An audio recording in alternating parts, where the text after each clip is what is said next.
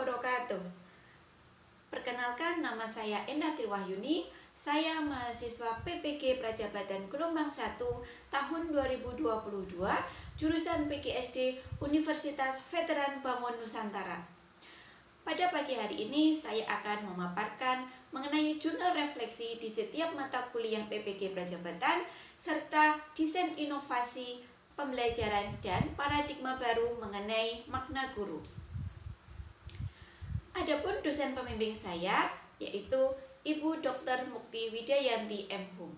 Pada dasarnya, cakupan mata kuliah PPG Prajabatan 2022 terdiri dari mata kuliah inti, ada 9 mata kuliah selektif, ada 2 mata kuliah, dan mata kuliah elektif, terdapat 1 mata kuliah.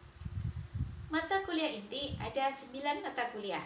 Yang pertama ada filosofi pendidikan, yang kedua ada perkembangan peserta didik, yang ketiga ada prinsip pembelajaran dan asesmen yang efektif 1 dan 2, selanjutnya ada PPL 1, PPL 2, ada proyek kepemimpinan 1, proyek kepemimpinan 2, dan yang terakhir pembelajaran sosial. Selanjutnya yaitu mata kuliah selektif dan elektif.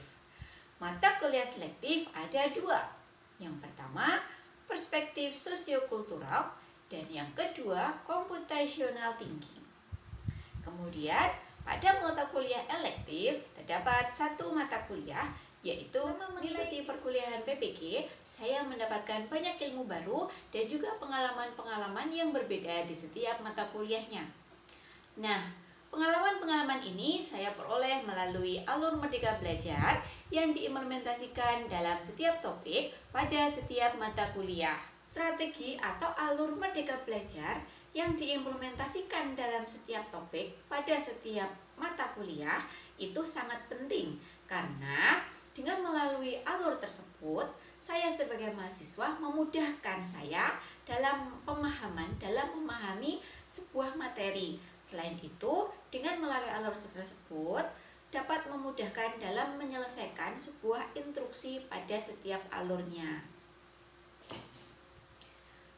Pada mata kuliah seminar pendidikan ini, saya telah membuat jurnal refleksi pada setiap mata kuliah, baik mata kuliah semester 1 yang telah kita lalui maupun mata kuliah di semester 2 yang saat ini sedang saya tempuh.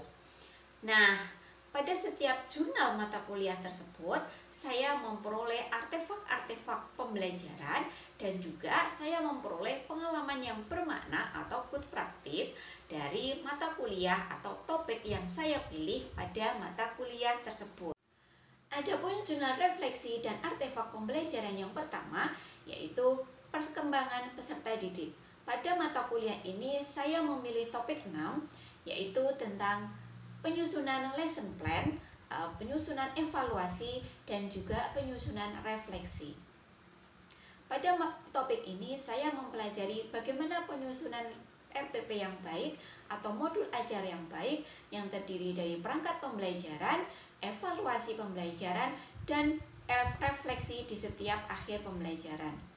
Selanjutnya, artefak yang saya peroleh dari topik ini yaitu mengenai penyusunan modul ajar secara lengkap. Ada kegiatan pembelajaran mulai dari kegiatan pendahuluan, kegiatan inti, kemudian kegiatan penutup, serta perangkat pembelajaran berupa media pembelajaran, alat-alat peraga, kemudian bahan ajar, evaluasi pembelajaran, dan refleksi yang dilakukan di setiap akhir pembelajaran. Mata kuliah selanjutnya yaitu filosofi pendidikan. Pada mata kuliah ini saya memilih topik 3 yang menurut saya bermakna atau menarik bagi saya. Karena pada topik ini mengajarkan bahwa karakter Indonesia, keanekaragaman Indonesia merupakan sebuah identitas manusia Indonesia. Mulai dari suku, budaya, adat, bahasa, dan lain sebagainya itu merupakan identitas bangsa Indonesia yang tidak dimiliki oleh negara lain. Adapun pengalaman bermakna yang saya peroleh atau artefak yang saya peroleh dari topik ini yaitu bagaimana membedakan atau bagaimana mengembangkan, mempererat, kemudian memelihara identitas atau melestarikan identitas bangsa Indonesia yang kita miliki saat ini. Hal itu telah tertuang pada tugas-tugas kuliah prinsip asesmen yang efektif untuk sekolah dasar. Pada mata kuliah ini saya memilih topik yang ketujuh mengenai refleksi praktik pembelajaran dan asesmen dalam konteks sekolah dasar. Pada topik ini saya mempelajari bagaimana menyusun evaluasi yang baik serta membuat sebuah refleksi dari pembelajaran yang telah dilakukan. Adapun artefak pembelajaran pada topik ini yaitu sebuah rencana pembelajaran atau RPP atau modul ajar yang terdiri dari kegiatan pembelajaran, evaluasi pembelajaran, media pembelajaran, serta refleksi pembelajaran. Nah, selanjutnya mata kuliah berikutnya yaitu proyek kepemimpinan yang pertama. Pada mata kuliah ini saya memilih topik 1 mengenai visi guru profesional. Seorang guru perlu halnya untuk memiliki sebuah visi atau tujuan dalam melakukan sebuah kegiatan pembelajaran. Adapun artefak pembelajaran yang saya buat pada topik ini yaitu penyusunan sebuah visi yang disusun secara berkelompok. Hal ini telah tertuang pada LMS. Jurnal refleksi selanjutnya yaitu pembelajaran sosio-emosional. Pada mata kuliah ini saya memilih topik yang kelima tentang school well-being. Pada topik ini saya telah belajar bagaimana menciptakan suatu kondisi, suatu situasi lingkungan sekolah yang nyaman, aman, sejahtera sehingga peserta didik merasa nyaman, aman untuk mengikuti pembelajaran di sekolah. Dengan terciptanya suasana seperti itu, maka akan meningkatkan motivasi peserta didik untuk mengikuti pembelajaran di sekolah. Adapun artefak yang saya peroleh dari kegiatan pembelajaran ini yaitu berupa suatu gambar yang menggambarkan atau menceritakan kondisi atau situasi lingkungan sekolah yang nyaman, aman, tentram, serta lingkungan belajar yang efektif, inovatif, dan menyenangkan. Selanjutnya yaitu mata kuliah PPL 1. Pada PPL 1 saya memilih topik 4 mengenai praktek pembelajaran terbimbing. Pada topik ini saya melakukan pembelajaran terbimbing yang saya lakukan di kelas 1. Saya menerapkan pembelajaran dengan kurikulum merdeka. Selanjutnya, yang ke-8 yaitu pada mata kuliah prinsip asesmen yang efektif di sekolah dasar yang kedua. Pada mata kuliah ini saya lakukan di semester 2. Saya memilih pada siklus 1 mengenai pembelajaran TARL, terutama pada topik 4, di mana saya mempelajari tentang mengevaluasi pembelajaran dan asesmen yang telah dilaksanakan di sekolah dasar. Pada topik ini, saya melakukan sebuah refleksi atau melakukan evaluasi dari penyusunan atau pembelajaran yang telah dilakukan. Selanjutnya, artefak pembelajaran pada topik ini yaitu berupa lembar refleksi dalam penggunaan pembelajaran TARL. Apakah sudah menggunakan TARL atau belum? Hal ini sudah tertuang pada lembar LMS. Selanjutnya yaitu mata kuliah proyek kepemimpinan yang kedua.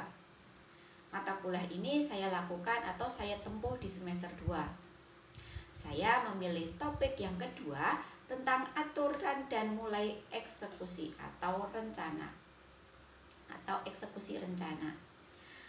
Pada kegiatan ini saya melakukan laporan, menyusun sebuah laporan kemajuan kelompok yang telah dilakukan atau proyek yang telah dilakukan. Adapun artefaknya yaitu berupa laporan kemajuan kelompok dari proyek yang telah dilakukan kemarin.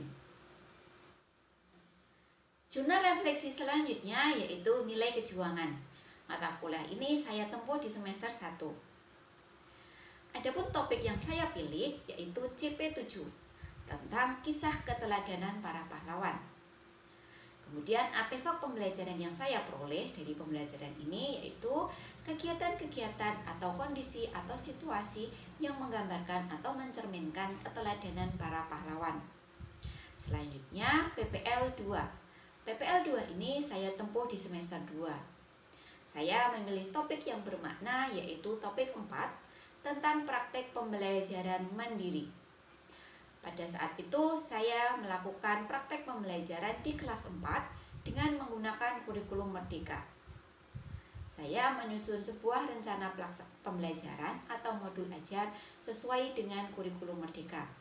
Saya menggunakan metode PPL, kemudian dengan strateginya, kemudian dengan permainannya, dengan menggunakan game edukasi seperti word wall. Adapun artefak pembelajaran pada topik ini yaitu berupa modul ajar dan video pembelajaran. Jurnal refleksi selanjutnya yaitu computational thinking. Mata kuliah ini saya tempuh di semester 1. Saya memilih topik yang bermakna yaitu topik 6. Pada topik ini mempelajari tentang integrasi CT atau computational thinking dalam mata pelajaran. Bahwasanya computational thinking erat kaitannya dengan proses pembelajaran. Seorang guru sebenarnya sudah mengaitkan CT atau computational thinking ini dalam kegiatan pembelajaran, karena pada dasarnya computational thinking ini hampir mirip dengan problem solving.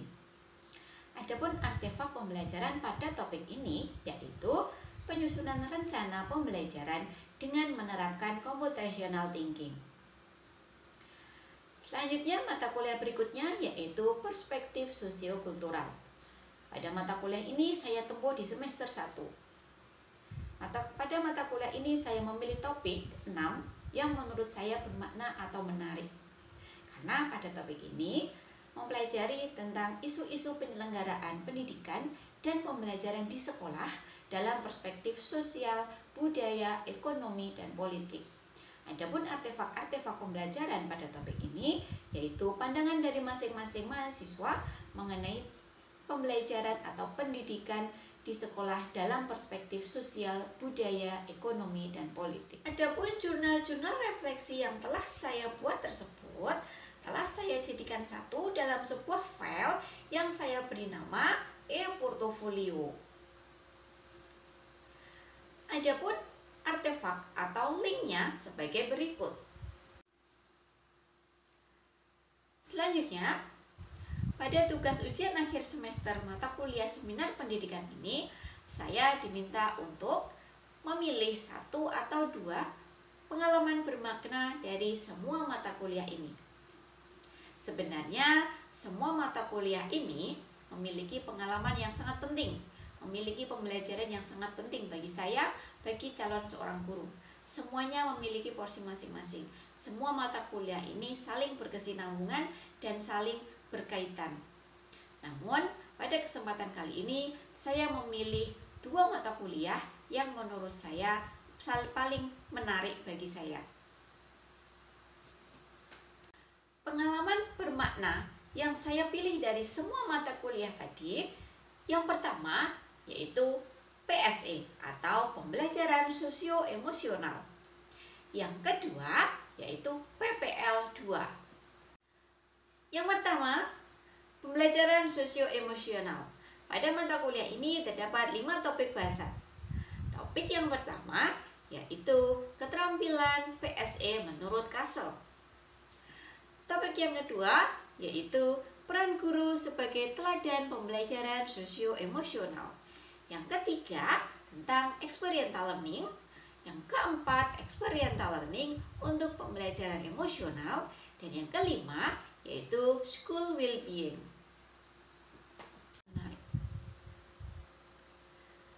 Dari kelima topik tersebut, saya memilih 1 topik, yaitu topik 5, school well-being. Topik ini menarik bagi saya karena menjadi seorang guru tidak hanya mengajar, mendidik, membimbing. Namun, seorang guru dituntut juga untuk menciptakan suasana atau kondisi atau situasi yang aman, nyaman, tentram, sehingga dengan kondisi tersebut maka akan meningkatkan kualitas pembelajaran di dalam sekolah tersebut. Selain itu, efektivitas pembelajaran juga akan meningkat, serta diharapkan dengan kondisi tersebut akan akan meningkatkan motivasi pada para peserta didik untuk mengikuti pembelajaran di sekolah, baik di dalam kelas maupun di luar kelas atau di sekitar lingkungan sekolah. Nah, berikut ini adalah salah satu contoh lingkungan sekolah yang bersih, asri, terdapat tanaman-tanaman di sekitarnya, bunga-bunga, pepohonan yang rindang, sehingga menghasilkan udara yang sejuk. Peserta didik nyaman untuk mengikuti pembelajaran, untuk melakukan pembelajaran di luar maupun di kelas, sehingga terjadi iklim pembelajaran, iklim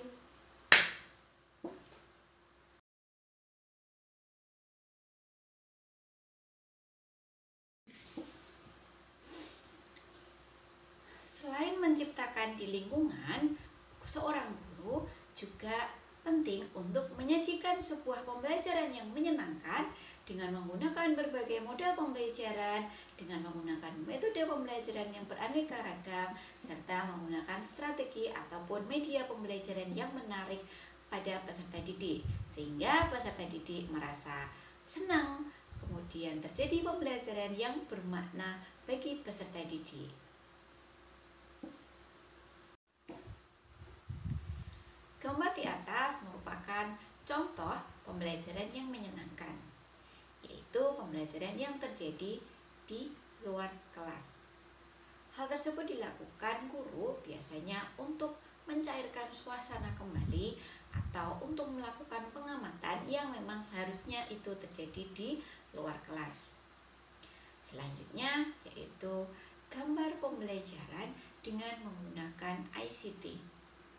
Hal ini dapat menarik motivasi pada peserta didik untuk mengikuti pembelajaran atau untuk mengikuti kegiatan pembelajaran.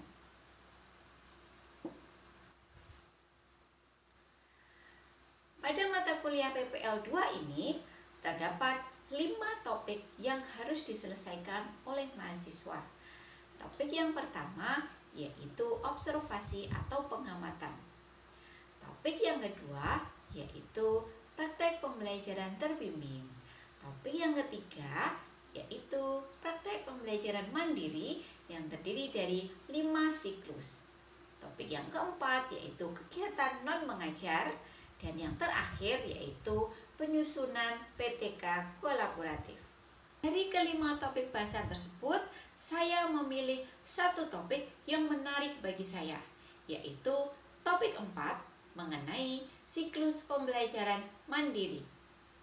Menurut saya topik tersebut penting, berharga, dan memberikan pengalaman bagi saya, karena topik tersebut mengajarkan saya bagaimana berkoordinasi, kemudian berkolaborasi dengan guru mengenai bagaimana penyusunan RPP, perangkat atau modul ajar yang baik yang sesuai dengan karakteristik, kebutuhan peserta didik, capaian pembelajaran, dan lain sebagainya. Selain itu, dari pembelajaran siklus mandiri tersebut mengajarkan saya bahwa dalam setiap pembelajaran perlu adanya sebuah refleksi, terutama refleksi bagi guru. Karena dengan melakukan refleksi, maka saya sebagai guru ketika mengajar dapat mengetahui bagaimana perasaan peserta didik ketika mengikuti pembelajaran, dan juga bagaimana respon peserta didik, apakah mereka merasa senang, apakah mereka merasa nyaman, apakah pembelajaran yang saya ajarkan, metode, strategi, kemudian model yang saya gunakan dapat diterima oleh peserta didik. Artefak pembelajaran pada siklus mandiri yang pertama yaitu modul ajar. Pada artefak ini saya telah melampirkan modul ajar yang saya gunakan untuk praktek pembelajaran mandiri. Pada siklus mandiri ini saya praktek di kelas 4 dengan menggunakan kurikulum Merdeka Belajar pada mata pelajaran PKN dan materinya yaitu Negaraku Indonesia. Selanjutnya terdapat gambar sebuah pembelajaran bahwasanya saya telah menggunakan media atau games edukatif berupa word wall. Pada gambar tersebut terlihat bahwa peserta didik telah mencoba mengerjakan games edukatif berupa word wall. Pada praktek pembelajaran ini, peserta didik merasa senang karena pembelajaran sesuai dengan perkembangan pada zamannya. Peserta didik merasa menarik karena dengan pemanfaatan IT, menurut saya akan lebih termotivasi. Peserta didik akan lebih termotivasi dan lebih tertarik dalam mengikuti pembelajaran. Sehingga harapannya peserta didik dapat menerima pembelajaran yang disampaikan. Selanjutnya, berikut ini adalah desain invensi atau inovasi pembelajaran dan tindak lanjut. Rancangan inovasi yang saya susun yaitu pada modul ajar yang saya buat sebagai desain inovasi pembelajaran telah mengintegrasikan pembelajaran sosio-emosional dengan menerapkan metode Castle serta pembelajarannya yang berpedoman pada school well-being, di mana dalam kegiatan pembelajarannya menggunakan teknik STOP, kemudian five finger breathing, kemudian body scanning, lalu mengakhiri pembelajaran dengan afirmasi. Selanjutnya, dalam penyusunan modul ajar, saya telah menggunakan pemanfaatan IT sebagai wujud pembelajaran abad yang ke-21 yang berkaitan dengan pencapaian pembelajaran. Berikut ini adalah keterkaitan dengan mata kuliah yang lain. Mata kuliah yang pertama yaitu perkembangan peserta didik. Pembelajaran dengan menerapkan KSE berkaitan dengan pemahaman karakteristik peserta didik dalam melaksanakan proses pembelajaran. Seorang guru perlu melakukan yang namanya profiling. Hal ini bertujuan untuk menentukan model, metode, serta pembelajaran yang akan diterapkan. Mata kuliah selanjutnya yaitu prinsip asesmen dan pembelajaran yang efektif. Dalam penerapan proses pembelajaran teknik KSE telah terintegrasi dalam penyusunan perangkat pembelajaran berupa model dan bentuk asesmen yang diberikan. Mata kuliah berikutnya yaitu perspektif sosiokultural. Pada penyusunan model ajar telah dikaitkan dengan kondisi dan latar belakang peserta didik. Selanjutnya yaitu computational thinking. Inovasi pembelajaran atau strategi pembelajaran disusun dengan menerapkan IT serta game edukatif yang diharapkan dapat menarik minat peserta didik. Ini adalah keterkaitan dengan mata kuliah yang lain. Mata kuliah yang pertama yaitu perkembangan peserta didik. Pembelajaran dengan menerapkan KSE berkaitan dengan pemahaman karakteristik peserta didik dalam melaksanakan proses pembelajaran. Seorang guru perlu melakukan yang namanya profiling. Hal ini bertujuan untuk menentukan model, metode, serta pembelajaran yang akan diterapkan. Mata kuliah selanjutnya yaitu prinsip asesmen dan pembelajaran yang efektif. Dalam penerapan proses pembelajaran teknik KSE telah terintegrasi dalam penyusunan perangkat pembelajaran berupa model dan bentuk asesmen yang diberikan. Mata kuliah berikutnya yaitu perspektif sosiokultural. Pada penyusunan model ajar telah dikaitkan dengan kondisi dan latar belakang peserta didik. Selanjutnya yaitu computational thinking. Inovasi pembelajaran atau strategi pembelajaran disusun dengan menerapkan IT serta game edukatif yang diharapkan dapat menarik minat peserta didik. Berikut ini adalah paradigma lama tentang makna guru. Bahwa paradigma lama tentang guru menganggap bahwa guru sebagai sumber pengetahuan tunggal dan otoritas mutlak dalam proses pendidikan. Guru juga dianggap sebagai pihak yang memiliki pengetahuan yang harus ditransfer pada peserta didik. Sedangkan peserta didik hanya dianggap sebagai penerima pasif dalam pengetahuan tersebut. Paradigma ini juga menekankan pada pembelajaran yang berpusat pada guru. Dalam paradigma lama ini, guru juga dianggap sebagai figur otoritatif yang tidak boleh remeh atau tidak boleh dipertanyakan. Peserta didik diharapkan patuh dan tunduk pada guru, tanpa diberikan ruang bagi peserta didik untuk berpendapat serta mengajukan pertanyaan. Dari paradigma lama tersebut, saya telah menemukan paradigma baru tentang makna guru. Bahwasanya guru itu sebagai pengajar, pembimbing, pendukung, kemudian penginspirasi, kemudian penuntun, kemudian fasilitator, dan juga sebagai pendorong. Sehingga dapat disimpulkan bahwa guru itu tidak hanya mengajar dan mendidik, melainkan sebagai fasilitator bagi peserta didik. Harapannya dengan adanya teknologi di abad yang ke-21 ini dapat mengembangkan keterampilan baru dan meningkatkan kompetensi guru dalam mengajar, menjadikan guru yang inovatif, mencari dan mengembangkan metode baru, teknologi, dan pendekatan yang dapat meningkatkan efektivitas pengajaran mereka. Hal ini sangat membantu pendidik menjadi pembelajar sepanjang hayat untuk mengasah keterampilannya, mengenali karakteristik peserta didik, kemudian memenuhi kebutuhan peserta didik, kemudian mengikuti perkembangan yang terbaru dalam bidang pendidikan, serta menyiapkan peserta didik menjadi warga negara yang berpikir kritis, kreatif, dan berkontribusi positif dalam masyarakat. Demikian tadi pemaparan mengenai jurnal refleksi, desain inovasi, dan paradigma baru tentang makna guru. Kurang lebihnya saya mohon maaf. Wassalamualaikum warahmatullahi wabarakatuh.